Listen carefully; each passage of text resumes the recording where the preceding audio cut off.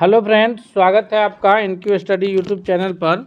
आइए हम लोग आज जो भारतीय राष्ट्रीय आंदोलन पढ़ रहे थे, भारत में राष्ट्रवाद का यानी यह आधुनिक भारत का जो इतिहास है, इससे जो महत्वपूर्ण प्रश्न किए हैं, पिछला 1 से 42 तक का प्रश्न किए हैं। आगे हम लोग देख रहे हैं हमारे स्क्रीन पर ये जो अगला प्रश्न है कि भारतीय राष्ट्रीय कांग्रेस का वह अधिवेशन जिसमें पूर्ण स्वाधीनता दिवस की शपथ ली गई थी, कौन सा अधिवेशन है? बेलगांव अधिवेशन 1924 का है, या कलकत्ता अधिवेशन 1928 है, या लाहौर अधिवेशन 1929 है, या फिर मद्रास का अधिवेशन 1927 का है? तो जो सबसे सही उत्तर होगा, हम सभी जानते हैं कि जो कांग्रेस ने पूर्ण स्वाधीनता दिवस के रूप में जो शपथ लिया था, वह लिया था कब? तो वो लाहौर अधिवेशन 1929 में लिया था, जिसकी अध्यक्षता कौन कर रहे थे? तो अध्यक्षता कर रहे थे पंडित जवाहरलाल नेहरू। और उसी के बाद जो है 26 जनवरी 1930 ईस्वी को रावी नदी के तट पर पंडित जवाहरलाल नेहरू ने झंडा फहरा करके पूर्ण स्वाधीनता दिवस मनाया था। तो इस प्रश्न का जो सबसे करेक्ट आंसर है यह 26 ये जो है लाहौर अधिवेशन 1929 है। आप सभी जो है इस वीडियो को लाइक और दोस्तों के बीच जरूर शेयर कीजिएगा। बढ़ते हैं हम लोग अगले क्वेश्चन की ओर। अगला प्रश्न है हमारे स्क्रीन पर कि अगला क्वेश्चन है कि निम्नलिखित में से कौन सा भारतीय राष्ट्रीय कांग्रेस का अध्यक्ष था जब पूर्ण स्वराज की मांग की गई? तो पूर्ण स्वराज की जब मांग की गई तो उस वक्त भारतीय राष्ट्रीय कांग्रेस का अध्यक्ष कौन था? अभी हम लोग बात किए हैं कि उस वक्त जो अध्यक्ष थे वो थे पंडित जवाहरलाल नेहरू, यानी ऑप्शन नंबर बी जो है वो करेक्ट आंसर होगा। अब हम लोग बढ़ेंगे अगले सवाल की ओर। अगला सवाल है कि इंडियन रिपब्लिकन आर्मी का गठन किसने किया था? जी, इसका सबसे सही उत्तर क्या होगा? तो इंडियन रिपब्लिकन आर्मी का जो गठन किया है वो सुभाष चंद्र बोस ने किया है, या फिर भगत सिंह, सूर्यसेन, या इनमें से कोई नहीं? तो इसका जो सबसे करेक्ट आंसर होगा वो ऑप्शन नंबर सी है कि सूर्यसेन ने किया है। अगले प्रश्न की ओर बढ़ते हैं हम लोग। इसका सबसे correct answer option number C है। नेक्स्ट क्वेश्चन है हमारे स्क्रीन पर कि झंडा सत्याग्रह कब शुरू हुआ? झंडा सत्याग्रह के तहत जो है झंडा लेकर के जो चलने का ये था, तो ये झंडा सत्याग्रह जो शुरू हुआ है यह कब हुआ है? इसका जो सबसे सही उत्तर है वो कौन सा है? 6 फरवरी 1922, 1923, या 13 अप्रैल 1923, या 13 जून 1930 को? तो इसका जो सबसे करेक्ट आंसर होगा वो ऑप्शन नंबर सी है, यानी 13 अप्रैल 1930 को झंडा सत्याग्रह शुरू हुआ है। सबसे सही उत्तर कौन सा है? तो ऑप्शन नंबर सी जो है वो सबसे करेक्ट आंसर है। अगले क्वेश्चन की ओर बढ़ते हैं कि 26 जनवरी 1930 को किस नदी के तट पर झंडा फहराकर स्वतंत्रता दिवस मनाया गया था? तो अभी हम लोग पीछे किए हैं कि पंडित जवाहरलाल नेहरू की अध्यक्षता में लाहौर अधिवेशन होता है 1929 में कांग्रेस का, तो उसमें पूर्ण स्वाधीनता दिवस ये मनाने का फैसला लिया जाता है। उसके बाद अगले दिन जो है अगले वर्ष जब यानी 1929 के बाद 1930 में पंडित जवाहरलाल नेहरू के द्वारा जो है वो रावी नदी के तट पर झंडा फहरा करके 26 जनवरी 1930 को पूर्ण स्वाधीनता दिवस मनाया जाता है। और यही कारण है कि जब हमारा संविधान 26 नवंबर 1949 को बनकर तैयार था, फिर भी इस दिन को यादगार बनाने के लिए हमारे जो संविधान निर्माता थे, जो उस वक्त के फ्रीडम फाइटर्स लोग थे, जो भी स्वतंत्रता सेनानी थे, उन्होंने क्या किया कि यह दिन कौन सा रखा? यह दिन रखा था 26 जनवरी 1950 का लागू करने के लिए, जिसको हम लोग आज गणतंत्र दिवस के रूप में मनाते हैं, याद रखेंगे। अगला सवाल है कि भगत सिंह के विरुद्ध सरकार की ओर से किसने गवाही दी थी? तो अंग्रेजी सरकार की ओर से जो है भगत सिंह के विरुद्ध जो गवाही देने का कार्य किया है वो कौन किया है? वो फणींद्र नाथ घोष हैं, बैकुंठ शुक्ल है, या चंद्रिका सिंह है, या इनमें से कोई नहीं है? तो इसका जो सबसे सही उत्तर है कि भगत सिंह के विरुद्ध जो है सरकार की ओर से जिन्होंने गवाही दिया है, जिसके वजह से भगत सिंह को फांसी की सज़ा हुई है, वो फणींद्र नाथ घोष है। और इसी के कारण जो है फणींद्र नाथ घोष की जो हत्या है वो बैकुंठ शुक्ल कर देते हैं, बाद में इनको भी फांसी दी जाती है इस कारण से, जो कि बिहार से ही रहने वाले थे। बैकुंठ शुक्ल जो है वो बिहार के ही रहने वाले हैं। अगले प्रश्न की ओर बढ़ते हैं। अगला क्वेश्चन है कि चंपारण आंदोलन के समय बिहार के लेफ्टिनेंट गवर्नर कौन थे? यानी बिहार के उपराज्यपाल कौन थे? एफजी सलाई, एडवर्ड अल्बर्ट गेट हैं, या विलियम टेलर है, या गार्डन रिच वन है? इसमें सबसे करेक्ट आंसर कौन सा होगा? तो उस वक्त जो ये थे चंपारण सत्याग्रह के दौरान जो बिहार के लेफ्टिनेंट गवर्नर थे वो एडवर्ड अल्बर्ट गेट थे, यानी ऑप्शन नंबर बी जो है वो सबसे करेक्ट आंसर होगा। सबसे करेक्ट आंसर कौन सा होगा? ऑप्शन नंबर बी है। अगला है कि चंपारण आंदोलन के समाप्ति के बाद गांधी जी अपने मोतिहारी कार्यालय का जो कार्यभार है वो किसे दिए थे? रामनवमी प्रसाद को, ब्रजकिशोर प्रसाद, श्यामानंदन सहाय या जनकधारी प्रसाद को दिए थे। तो इसका जो सबसे करेक्ट आंसर होगा कि जब चंपारण सत्याग्रह हुआ और उसके समाप्ति के बाद जो मोतिहारी कार्यालय का कार्यभार था वो महात्मा गांधी ने पूर्ण रूप से जनकधारी प्रसाद को दे करके और ये किए थे, यानी option number D correct answer है। अगले सवाल की ओर बढ़ते हैं कि चंपारण सत्याग्रह के दौरान गांधी जी की जान कौन बचाई थी? बत्तख मियाँ, हसरत मोहानी, राजकुमार शुक्ल या इनमें से कोई नहीं। तो इसका जो सबसे सही उत्तर है कि जब चंपारण सत्याग्रह के दौरान गांधी जी चंपारण आए थे तो गांधी जी को जहर दे करके मारने का प्लान किया गया था अंग्रेज़ों के द्वारा। तो उसमें जो है बत्तख मियाँ जा करके बता देते हैं गांधी जी को कि आपके खाने के लिए में जो है वो जहर मिलाने का प्लान है, और गांधी जी की जान बचाने की कोशिश की गई और गांधी जी की जान बच गई, लेकिन बाद में बत्तख मियाँ को फांसी के फंदों पर लटकना पड़ा। तो इसलिए जो है गांधी जी की जान बचाने का जो मेन ये है वो बत्तख मियाँ को क्रेडिट जाता है। ऑप्शन नंबर ए जो है करेक्ट आंसर है। ऐसे कितने लोग जो है देश की आज़ादी में कुर्बान हुए हैं जिसकी गणना करना जो है ये मुमकिन नहीं है। हम ये कह सकते हैं कि हजारों नहीं लाखों लोग जो है उसमें कुर्बान हुए हैं। तो इस तरह के जो इतिहास में नाम हैं उन्हें तो हम ज़रूर याद रखते हैं। बाकी जो गुमनाम सिपाही थे उन्हें भी हम अपनी ओर से एक तरह से ये पेश करते हैं कि उन्हीं के शहादत के बदौलत आज हम लोग आज़ाद देश में रह रहे हैं। तो यह जो चंपारण सत्याग्रह के दौरान गांधी जी की जान बचाई है वो बत्तख मियाँ ने बचाई थी, और राजकुमार शुक्ल के कहने पर गांधी जी चंपारण आए थे।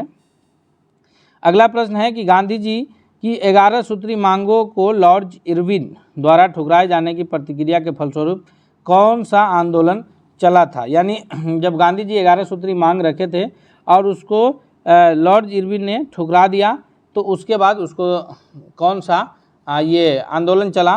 तो हम सभी जानते हैं कि गांधी जी के जो 11 सूत्री मांग थी उसको ठुकराने के पास जो ये था आंदोलन चला है वो सविनय अवज्ञा आंदोलन चला है, यानी ऑप्शन नंबर डी जो है इसका सबसे करेक्ट आंसर होगा। और उसी के बाद जो है फिर आगे गांधी इरविन समझौता 5 मार्च 1931 को होता है। अगला सवाल है कि सविनय अवज्ञा आंदोलन के रूप में गांधी जी ने दांडी मार्च कब प्रारंभ किया? तो सविनय अवज्ञा आंदोलन की जो शुरुआत गांधी जी किए थे वो दांडी मार्च के द्वारा किए थे। याद रखेंगे 2 प्रमुख तिथि जो है वो महत्वपूर्ण है। गांधी जी जो यात्रा शुरू किए हैं, यात्रा शुरू वो कब किए हैं? तो यात्रा की शुरुआत किए हैं 12 मार्च 1930 ईस्वी को। कहाँ से किए हैं? तो साबरमती आश्रम से 78 अनुयायी के साथ पैदल चले हैं लगातार 25 दिन। 26वें दिन जाकर के 6 अप्रैल 1930 को नमक बना करके कानून तोड़ा है। तो यात्रा प्रारंभ पूछा जा रहा है तो option number C correct answer होगा कि 12 मार्च 1930 को यात्रा शुरू हुआ है। नमक कानून बनाया कब गया है? तो वह 6 अप्रैल 1930 को। इसमें एग्जैक्ट आंसर क्या होगा, इसमें कन्फ्यूज नहीं होना है। यात्रा शुरू 12 मार्च 1930, नमक कानून बना कब? तो 6 अप्रैल 1930 को। 26 जनवरी 1930 भी याद रखेंगे क्योंकि उस दिन पूर्ण स्वाधीनता दिवस मनाया गया है। अगला सवाल है हमारे स्क्रीन पर कि निम्नलिखित में से कौन गांधी जी के नमक आंदोलन में भाग लिया है? सरोजिनी नायडू हैं, कमला देवी चट्टोपाध्याय हैं, या राजकुमारी अमृता कौर हैं, या इसमें से इन तीनों नाम में से कौन प्रमुख नाम है? तो इसका जो सबसे करेक्ट आंसर है वो कौन सा होगा? तो ये सभी नाम हैं सरोजिनी नायडू, कमला देवी चट्टोपाध्याय, राजकुमारी अमृता कौर, यानी option number D correct answer हो जाएगा कि ये सभी जो है उसमें सम्मिलित थे।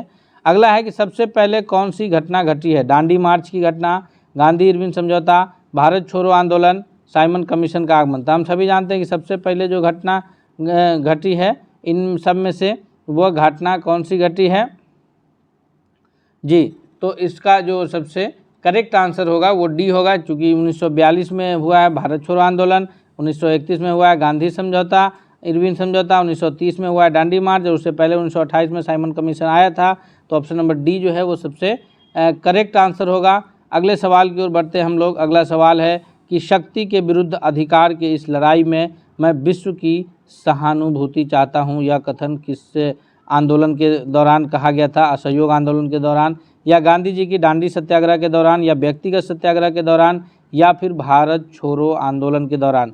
तो यह जो कथन है कि शक्ति के विरुद्ध इस लड़ाई में मैं विश्व की सहानुभूति चाहता हूँ, यह गांधी जी यह कथन कहे थे कब? यह कहे थे गांधी जी दांडी यात्रा के दौरान, यानी ऑप्शन नंबर बी जो है वो करेक्ट आंसर होगा। अब हम लोग बढ़ेंगे अगले सवाल की ओर, क्योंकि जो गांधी जी को, अगर हम लोग, ये सवाल एक बनता है कि गांधी जी को जो नमक सत्याग्रह का आइडिया है यह कहाँ से आया है? तो यह ये गांधी जी जो है अफ्रीका में जब ये थे तो उसी दौरान इनको ये सत्याग्रह का आया था कि ज़रूरी नहीं कि हर बात हम कानून की माने ही, और वहाँ से गांधी जी जो है इसको। अगले सवाल की ओर बढ़ते हैं कि नमक सत्याग्रह के समय गांधी जी के गिरफ्तार हो जाने के बाद आंदोलन के नेता के रूप में उनका स्थान कौन लिए थे? अब्बास तैयब जी, वल्लभ भाई पटेल, जवाहरलाल नेहरू या अबुल कलाम आज़ाद जी। 58वां नंबर प्रश्न है हमारे स्क्रीन पर। तो जब गांधी जी को नमक सत्याग्रह के दौरान गिरफ्तार कर लिया गया था तो उसमें जो है ये उनका स्थान जो लिए हैं वो अब्बास तैयब जी हैं, यानी ऑप्शन नंबर ए जो है वो सबसे करेक्ट आंसर है। अगले सवाल की ओर बढ़ते हैं कि लाल कुर्ती दल गठित किया गया था स्वतंत्र पख्तूनिस्तान बनाने के लिए, या पाकिस्तान का सृजन निश्चित करने के लिए, या अंग्रेज़ों को निकालने के लिए, या फिर स्वतंत्र के पश्चात भारत को एक साम्यवादी देश बनाने के लिए। तो जो सबसे करेक्ट आंसर है, लाल कुर्ती जो संगठन है इसका जो बनाने हैं, इन्हें जो बनाए हैं वो खान अब्दुल गफ्फार खान ने इसका गठन किए थे, जिनको सीमांत गांधी के नाम से जाना जाता है। हर एक प्रश्न के विश्लेषण को हम इस प्रकार बता रहे हैं कि एक प्रश्न से आपके कई सारे प्रश्नों का उत्तर मिलेगा, याद रखिएगा। तो सीमांत गांधी जो है कहलाते हैं कौन? खान अब्दुल गफ्फार खान, और वो खुदाई खिदमतगार का ये किए थे, और से जो लोग थे वो लाल कुर्ती दल के लोग कहलाते थे, यानी ऑप्शन नंबर सी जो है वो करेक्ट आंसर होगा। जब आप पढ़ते हैं यूरोप में राष्ट्रवाद, तो वहाँ एक लाल कुर्ती का जो संगठन है वो अलग है। भारत के राष्ट्रवाद में ये लाल कुर्ती का संगठन जो है ये सीमांत गांधी खान अब्दुल गफ्फार खान के द्वारा स्थापित किया गया था। अगला सवाल है कि 1929 में खुदाई खिदमतगार को किसने संगठित किया था? जी, तो इसका वही जवाब है कि खुदाई खिदमतगार जो है वो खान अब्दुल गफ्फार खान ने ये किया था, यानी ऑप्शन नंबर ए जो है वो सबसे करेक्ट आंसर है। अगला है कि सविनय अवज्ञा आंदोलन जो नमक सत्याग्रह से शुरू होता है, सविनय अवज्ञा आंदोलन कहाँ से शुरू होता है?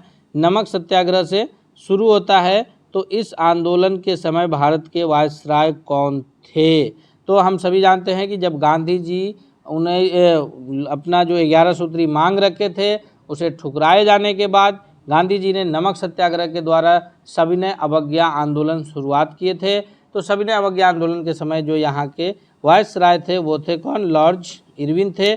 उसके बाद आगे चल के उनसे एक गांधी इरविन समझौता होता है जिसको दिल्ली समझौता के नाम से भी जाना जाता है।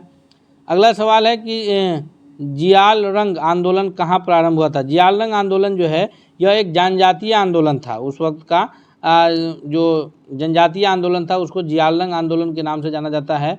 यह जो शुरू हुआ है यह कहाँ हुआ है? नागालैंड, त्रिपुरा, मणिपुर। तो यह मणिपुर और नागालैंड में हुआ है, यानी ऑप्शन नंबर डी जो है वो करेक्ट आंसर होगा। अगले सवाल की ओर बढ़ते हैं कि बेगूसराय के चौकीदारी टैक्स के विरुद्ध आंदोलन का हिस्सा था। ये बहुत ही इंपॉर्टेंट प्रश्न है, याद रखिएगा। जितने भी कम्पिटिटिव एग्जाम्स होते हैं उसमें अक्सर ये प्रश्न आते हैं। अभी फिलहाल में जो बीपीएससी के द्वारा शिक्षक भर्ती परीक्षा हुआ है उसमें भी यह प्रश्न पूछा गया है कि बेगूसराय में जो चौकीदारी टैक्स के विरुद्ध जो ये आंदोलन का हिस्सा था ये कौन से आंदोलन का हिस्सा था? तो यह जो आंदोलन का हिस्सा था असहयोग, सविनय अवज्ञा, खिलाफत या भारत छोड़ो। तो यह सविनय अवज्ञा आंदोलन के दौरान यह चौकीदारी कर के विरुद्ध जो है बेगूसराय, बिहार के बेगूसराय में लोग जो है इसका विरोध किए थे। अगले सवाल की ओर बढ़ते हैं कि 5 मार्च 1931 को किनके बीच समझौता हुआ है? हैले गांधी के बीच समझौता हुआ है, या फिर गांधी साइमन के बीच समझौता हुआ है, या गांधी इरविन के बीच समझौता हुआ है, या गांधी इमर्सन के बीच समझौता हुआ है? तो 5 मार्च 1931 का जो समझौता है वो महात्मा गांधी और लॉर्ड इरविन के बीच समझौता हुआ है। ऑप्शन नंबर सी जो है वो करेक्ट आंसर है। अगला सवाल है कि निम्नलिखित में से किसका स्थगन गांधी जी इरविन समझौते के बाद किया जाना प्रस्तावित था? यानी 5 मार्च 1931 को जो गांधी इरविन समझौता हुआ उसके पश्चात कौन से आंदोलन को रोकना था? गांधी जी इस पर सहमति जताए थे। तो वह आंदोलन था, चूँकि गांधी जी जो आंदोलन उस वक्त चल रहा था गांधी इरविन समझौता के दौरान, उस वक्त आंदोलन चल रहा था सविनय अवज्ञा आंदोलन, तो उसी आंदोलन को स्थगित करना था तथा उसके बाद जो है दूसरा गोलमेज सम्मेलन में हिस्सा भी लेने के लिए राजी किया गया था। और हिस्सा लेने गांधी जी अकेले कांग्रेस के प्रतिनिधि के रूप में जाते भी हैं, तो ये हम लोग याद रखेंगे। अगला सवाल है कि गांधी इरविन समझौता के अंतर्गत वायसराय इरविन के द्वारा निम्नलिखित में से कौन सी बातें मानी गई थी। पहला है कि राजनीतिक बंदियों पर हिंसा के आरोप हैं, उन्हें छोड़कर शेष को रिहा कर दिया जाएगा। क्योंकि गांधी जी ये मानते थे कि लड़ाई को हिंसात्मक ढंग से नहीं जीता जा सकता है, हमें इस लड़ाई को जीतने के लिए अहिंसा का सहारा लेना पड़ेगा। तो जो लोग भी हिंसक के आरोप में बंदी थे तो उनको छोड़ के बाकी को रिहाई की मांग की गई थी। दूसरा था कि समुद्र किनारे नमक बनाने का अधिकार लोगों को प्राप्त हो और भारतीय लोग शराब और विदेशी वस्तु की दुकान पर कानून की सीमा के भीतर रह करके धरना दे सकते हैं। तो ये सारे तरह की जो है ये मांगे उस वक्त रखी गई थी। तो यानी इन तीनों पर सहमति बनी थी। ऑप्शन नंबर डी जो है करेक्ट आंसर होगा। इन तीनों बातों पर सहमति उस वक्त बनी थी। अगला है कि प्रथम गोलमेज सम्मेलन फर्स्ट राउंड टेबल कॉन्फ्रेंस के बारे में निम्नलिखित में से कौन सा कथन गलत है। यह 1930 में आयोजित हुआ था, हालांकि यह सही कथन है। अगला है कि साइमन कमीशन के आयोग की रिपोर्ट पर चर्चा करनी थी, ये भी सही कथन है। अगला है कि यह आयोजन लंदन में हुआ था, जो कि सही है। इसमें कांग्रेस के प्रतिनिधि मंडल ने भाग लिया था, तो ये गलत है क्योंकि ये जो है प्रथम और तीसरा दिन ये दोनों कॉन्फ्रेंस में कांग्रेस का प्रतिनिधि नहीं जाता है। केवल दूसरा गोलमेज सम्मेलन में, जो कि हालांकि वो भी असफल हो गया था, कांग्रेस के प्रतिनिधि जाते हैं। प्रथम गोलमेज सम्मेलन 1930 में हुआ है, करेक्ट है। इसमें साइमन आयोग की जो रिपोर्ट थी उस पर चर्चा करना था, सही है। इसमें आयोजन लंदन में हुआ, ये भी सही है, लेकिन इसमें कांग्रेस का प्रतिनिधि हिस्सा नहीं लिया। प्रथम और तीसरा दोनों में कांग्रेस हिस्सा नहीं लेती है। कांग्रेस केवल हिस्सा किसमें लेती है, तो दूसरा गोलमेज सम्मेलन में, और वो 1931 में होता है। और उसमें कांग्रेस की ओर से अकेले प्रतिनिधि के रूप में जाते हैं कौन, महात्मा गांधी। अगला सवाल है कि कांग्रेस किस गोलमेज सम्मेलन में हिस्सा लिया है। तो इसमें हम लोग बिना देर किए हुए आगे बढ़ेंगे कि केवल द्वितीय गोलमेज सम्मेलन में हिस्सा लिया है, यानी option number B correct answer होगा जी। अगले सवाल की ओर बढ़ते हैं। दोस्तों, आप लोग अगर चैनल पर नए हैं, अब तक चैनल को सब्सक्राइब नहीं किया है, और तो हम आपसे गुजारिश करेंगे कि आप जरूर चैनल को सब्सक्राइब कीजिए। आपको वीडियो पसंद आ रहा है तो आप फ़ायदा भी उठाइए, दोस्तों के बीच भी इसको शेयर कीजिए ताकि सभी शिक्षक साथी इससे फ़ायदा उठाए। जो भी शिक्षक हैं या जो भी जिस तरह के भी कम्पिटिटिव एग्ज़ाम्स का सहारा ले रहे हैं, उन सब के लिए यह वीडियो लाभकारी है। साथ ही साथ यह बोर्ड एग्ज़ाम्स के लिए भी बहुत इंपॉर्टेंट है। बिहार बोर्ड में अब 50 नंबर का जो ऑब्जेक्टिव्स होता है उसमें भी यह बहुत सहायता करेगा। तो उन बच्चों के बीच भी आप शेयर कीजिए, जो बच्चे तैयारी अपना किए हैं वो इससे के जरिए मूल्यांकन भी कर सकते हैं। अगला सवाल है कि निम्नलिखित में से किन व्यक्तियों ने द्वितीय गोलमेज सम्मेलन में भाग लिया है। महात्मा गांधी, सरोजिनी नायडू, मदन मोहन मालवीय, मौलाना आज़ाद। तो महात्मा गांधी केवल अकेले प्रतिनिधि के रूप में गए थे, यहाँ से कांग्रेस के अकेले प्रतिनिधि के रूप में गए थे। मौलाना आज़ाद कांग्रेस से जुड़े हुए लीडर हैं, तो वो तो जाएंगे नहीं क्योंकि कांग्रेस के अकेले प्रतिनिधि थे महात्मा गांधी। मदन मोहन मालवीय अलग संगठन के लीडर थे, सरोजिनी नायडू भी गई थी, यानी option number C correct answer होगा कि महात्मा गांधी, सरोजिनी नायडू और मदन मोहन मालवीय तीनों गए थे, लेकिन मौलाना आज़ाद नहीं गए थे। अगला है कि द्वितीय गोलमेज सम्मेलन किस प्रश्न पर असफल रहा। तो द्वितीय गोलमेज सम्मेलन जो है वो सांप्रदायिक प्रतिनिधित्व पर असफल रहा, या डोमिनियन स्टेट प्रदान करना था, या सत्ता के हस्तांतरण की तिथि थी, या सविनय अवज्ञा आंदोलन का स्थगन करना था। किस पर असफल रहा, तो जो द्वितीय गोलमेज सम्मेलन जो है उसके असफल होने का जो सबसे बड़ा प्रमुख कारण था वह था सांप्रदायिक प्रतिनिधित्व, जिसके कारण द्वितीय गोलमेज सम्मेलन जो है वो प्रमुख रूप से असफल रहा। ऑप्शन नंबर ए जो है वो करेक्ट आंसर है। अगला सवाल की ओर बढ़ते हैं कि उस भारतीय का क्या नाम था जिसने तीनों गोलमेज सम्मेलन में हिस्सा लिया था। B.R. अम्बेडकर, महात्मा गांधी, मोहम्मद अली जिन्ना, तेज बहादुर सप्रू। उपर्युक्त में से कोई नहीं, एक से अधिक। जी, ये इस तरह के प्रश्न अक्सर BPSC में पूछे जाते हैं, याद रखिएगा। तो B.R. अम्बेडकर ने तीनों में हिस्सा लिया है, जिन्ना ने भी लिया है, तो ये जो करेक्ट आंसर हो जाएगा वो ऑप्शन नंबर ई हो जाएगा कि एक से अधिक। महात्मा गांधी केवल दूसरा में लिए हैं, तो जो ऑप्शन सही होगा वो ऑप्शन नंबर ई इसमें करेक्ट आंसर होगा। अगला है कि निम्नलिखित में से किसने सांप्रदायिक अधिनिर्णय की घोषणा किया है, यानी कौन ब्रिटिश प्रधानमंत्री ने सांप्रदायिक अधिनिर्णय की घोषणा किया है। नेविल चेम्बरलेन ने किया है, विंस्टन चर्चिल ने किया है, या रैमजे मैकडोनाल्ड ने किया है, या स्टेनले बाल्डविन ने किया है। तो 72वां नंबर क्वेश्चन का जो सबसे करेक्ट आंसर होगा कि ये जो घोषणा करने का कार्य किया है ये रैमजे मैकडोनाल्ड ने किया है। इसी वजह से उस सांप्रदायिक पंचायत को मैकडोनाल्ड का घोषणा पत्र भी कहा जाता है। ऑप्शन नंबर सी जो है वो करेक्ट आंसर होगा। जी, अगला सवाल है कि 16 अगस्त 1932 के रैमजे मैकडोनाल्ड के सांप्रदायिक पंचायत के द्वारा पहली बार एक पृथक निर्वाचन समूह किसके लिए बनाया गया था? मुसलमानों के लिए, भारतीय ईसाइयों के लिए, एंग्लो इंडियंस के लिए, या फिर दलितों के लिए? तो इसका जो सबसे करेक्ट आंसर है कि 1932 में जो रैमजे मैकडोनाल्ड की सांप्रदायिक पंचायत के द्वारा पहली बार पृथक निर्वाचन समूह बनाया गया था वो दलितों के लिए। अगले क्वेश्चन की ओर बढ़ते हैं हम लोग। अगला प्रश्न है कि महात्मा गांधी ने पहला आमरण अनशन कब प्रारंभ किया था? जी, तो महात्मा गांधी ने अपना जो पहला आमरण अनशन प्रारंभ किया था वो दिल्ली दंगे के समय, या जलियांवाला बाग के समय, या कम्युनल अवार्ड के समय, या कलकत्ता के दंगों के समय? तो इसका जो सबसे करेक्ट आंसर है वो ऑप्शन नंबर सी है कि कम्युनल अवार्ड जो रैमजे मैकडोनाल्ड के द्वारा घोषित किया गया था उसी समय महात्मा गांधी ने अपना सबसे पहला आमरण अनशन शुरू किया है। अगले प्रश्न की ओर बढ़ेंगे। अगला क्वेश्चन है कि सांप्रदायिक अवार्ड के द्वारा पूना और उसके बाद जो है सांप्रदायिक पंचायत के बाद 1932 में गांधी जी और बाबा साहब भीमराव अंबेडकर के बीच जो है वो पूना में समझौता होता है, जिसको पूना समझौता के नाम से या पूना पैक्ट के नाम से जाना जाता है। तो सीट को किस प्रकार बढ़ाया गया था? 74 से 79, या 71 से 147, या 78 से 80, या 78 से 69? तो जो सबसे करेक्ट आंसर है वो ऑप्शन नंबर बी है कि 71 से 147 बढ़ा करके किया गया था। ऑप्शन नंबर बी जो है वो सबसे करेक्ट आंसर है। अगले क्वेश्चन की ओर बढ़ते हैं हम लोग। अगला प्रश्न है हमारे स्क्रीन पर कि अखिल भारतीय हरिजन संघ की स्थापना किसने किया था?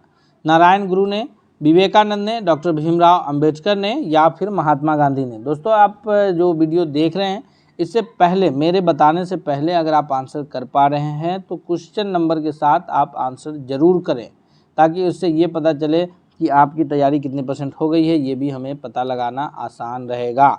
अगला है 76वां नंबर प्रश्न है कि अखिल भारतीय हरिजन संघ की स्थापना कौन किए थे? तो अखिल भारतीय हरिजन संघ की जो संस्थापक के रूप में जाने जाते हैं वो जाने जाते हैं कौन? Mahatma Gandhi. Option number D जो है वो सबसे करेक्ट आंसर है। जी, महात्मा गांधी ने अखिल भारतीय कांग्रेस हरिजन संघ की स्थापना किए हैं। अगले क्वेश्चन की ओर बढ़ेंगे हम लोग।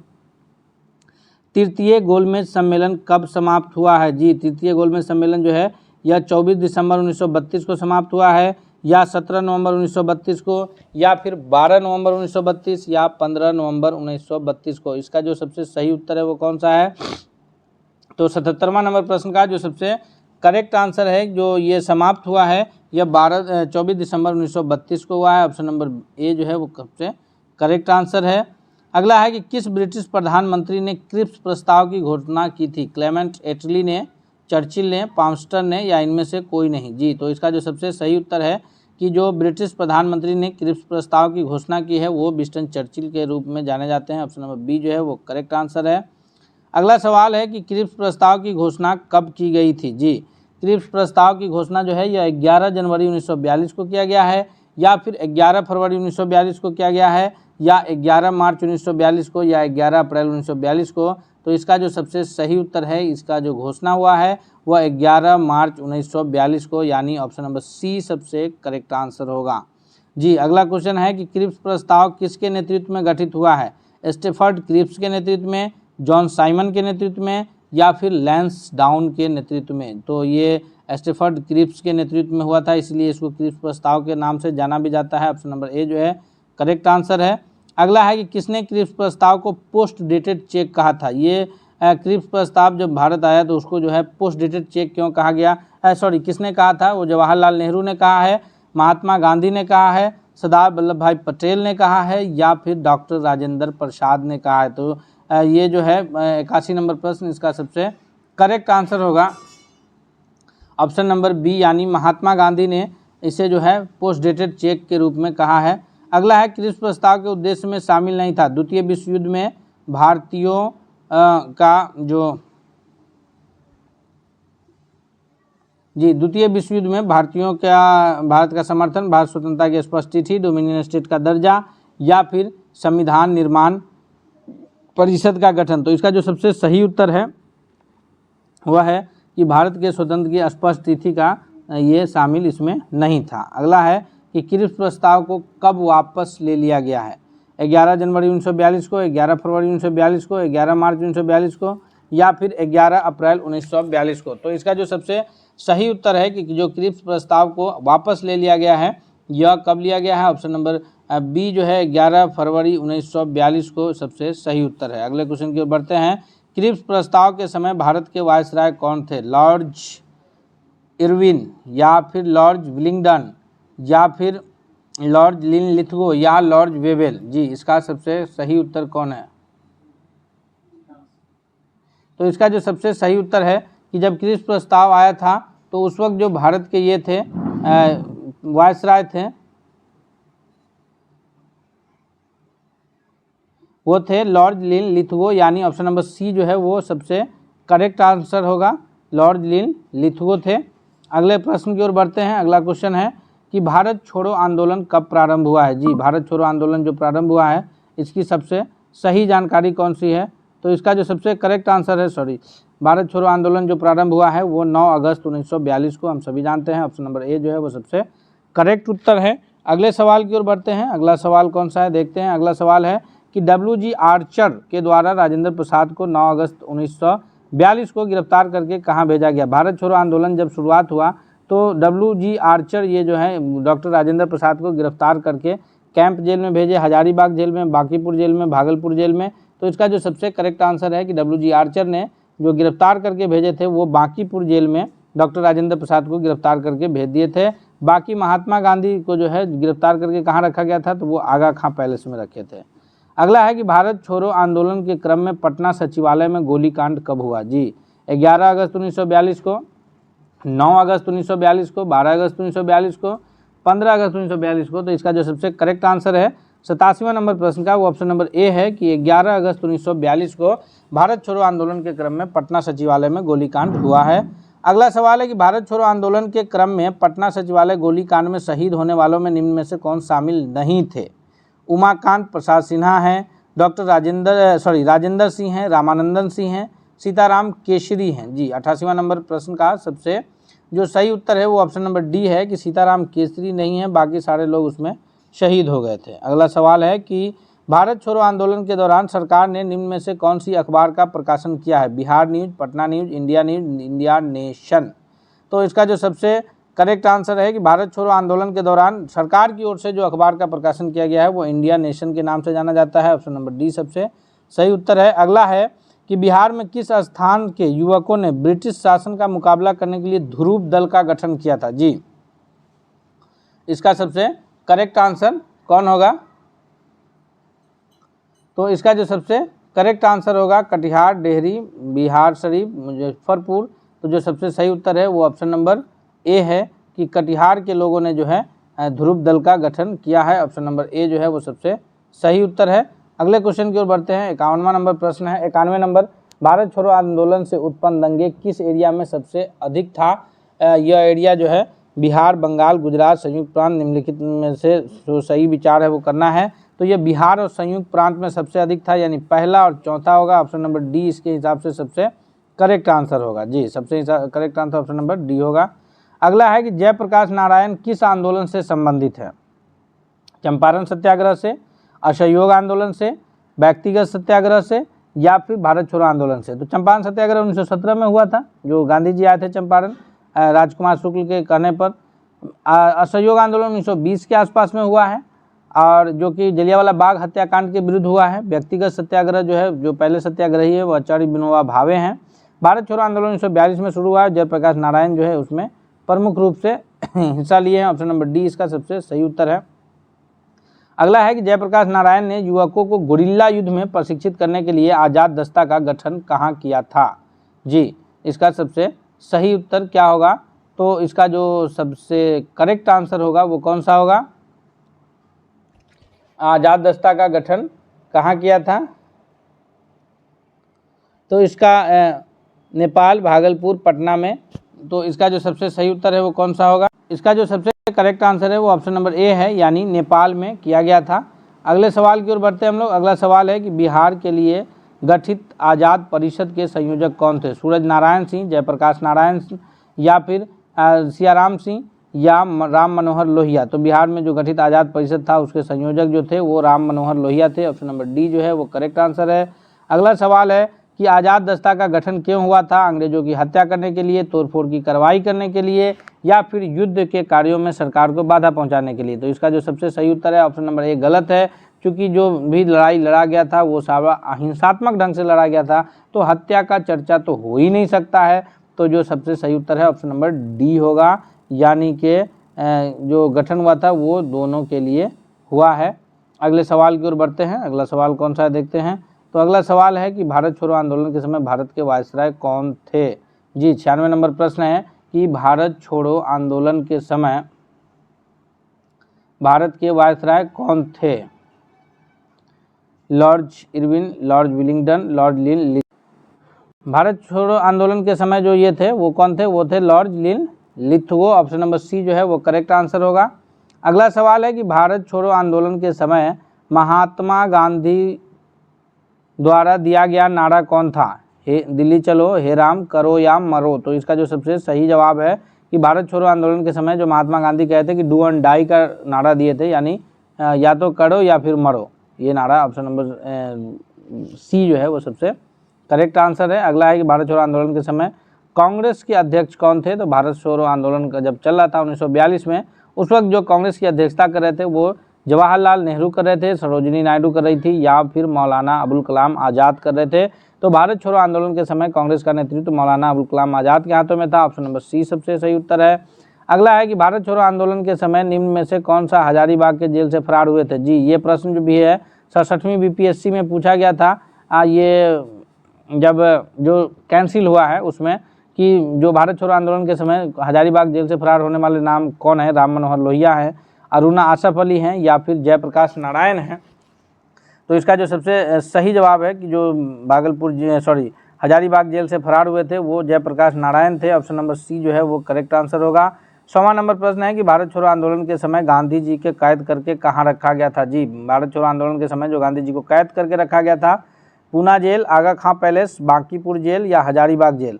तो हजारीबाग जेल में जयप्रकाश नारायण थे जो जेल से भाग गए थे। बांकीपुर जेल में डॉक्टर राजेंद्र प्रसाद को रखा गया था। गांधी जी को कहाँ रखा गया था? तो आगा खां पैलेस में। ऑप्शन नंबर बी जो है वो करेक्ट आंसर होगा। जी तो इस तरह से हम लोग अभी 100 प्रश्न कंप्लीट किए। पीछे जो हम लोग कंप्लीट किए थे वो 42 और ये यहाँ 100 प्रश्न कंप्लीट हुआ। आगे का सीरीज आपको जल्द मिलेगा। तब तक के लिए धन्यवाद। आप इस वीडियो को दोस्तों के बीच शेयर कीजिए तथा आप इसका चैनल पर अगर नए हैं तो चैनल को जरूर सब्सक्राइब कीजिए। मिलते हैं अगले वीडियो के साथ। बहुत बहुत धन्यवाद।